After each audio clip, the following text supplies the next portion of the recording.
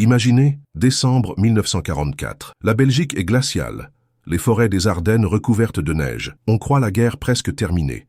Les Alliés avancent, l'Allemagne est sur le point de s'effondrer. Mais c'est à ce moment précis qu'Hitler joue sa dernière carte. Une contre-offensive brutale, inattendue, qui transformera les Ardennes en l'un des champs de bataille les plus sanglants de la Seconde Guerre mondiale. Voici l'histoire de la bataille des Ardennes, le dernier souffle de la fureur nazie. Tout commence le 16 décembre 1944. À l'aube, 200 000 soldats allemands et près de 1000 chars surgissent dans la brume. Leur objectif est clair, traverser la Belgique, reprendre Anvers et diviser les armées alliées. Les Belges et les Américains sont pris par surprise. Dans les petits villages des Ardennes, personne ne s'attend à voir déferler des colonnes de blindés allemands. Les premières heures sont un choc. Les Américains, postés dans de petites garnisons, subissent des assauts écrasants. Bastogne, Stavelot, Malmedy, ces noms vont bientôt devenir synonymes de courage et de souffrance. À Malmedy, près de 80 prisonniers américains sont exécutés par les SS de la division Leibstandarte, un massacre qui marquera les mémoires à jamais. La surprise est totale. Les routes enneigées sont encombrées de civils belges, fuyant leur village sous le fracas des canons. Les soldats alliés reculent. L'inquiétude monte. Et si Hitler réussissait? L'attaque allemande, en forme de coin, s'enfonce profondément dans le front, créant ce qu'on appellera plus tard le saillant des Ardennes. Mais au cœur de cette tempête, une ville belge va devenir le symbole de la résistance. Bastogne.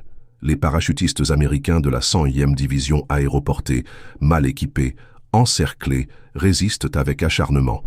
Le général McAuliffe, sommé de se rendre par les Allemands, répond d'un mot devenu légendaire, « nuts », que l'on pourrait traduire par « des clous ». Un refus net, sec, qui galvanise ces hommes. Pendant plusieurs jours, Bastogne tient bon. Le froid est glacial, les vivres manquent, les blessés souffrent. Les habitants belges, pris au piège, partagent le peu qu'ils ont. Puis, le 26 décembre, les chars du général Patton percent enfin l'encerclement et libèrent la ville. La bataille se poursuit jusqu'en janvier 1945. Les combats sont féroces, les pertes immenses, plus de 80 000 soldats américains, 100 000 Allemands et des milliers de civils belges pris dans le feu croisé. Les villages sont détruits, les forêts ravagées. Mais au final, c'est un tournant. L'armée allemande y laisse ses dernières forces.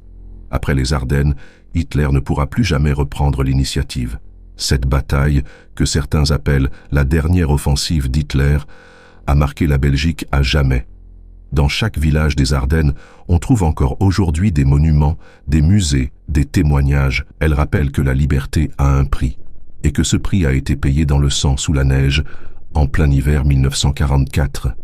Alors, la prochaine fois que vous entendrez parler des Ardennes, rappelez-vous, ce n'est pas seulement une belle région de forêts et de rivières, c'est aussi la terre où s'est joué l'un des ultimes chapitres de la Seconde Guerre mondiale. Et vous, connaissiez-vous vraiment l'histoire de la bataille des Ardennes, ou pensiez-vous que la guerre était déjà terminée en 1944? Dites-le moi dans les commentaires. Si ce récit vous a marqué, abonnez-vous à la chaîne et activez la cloche.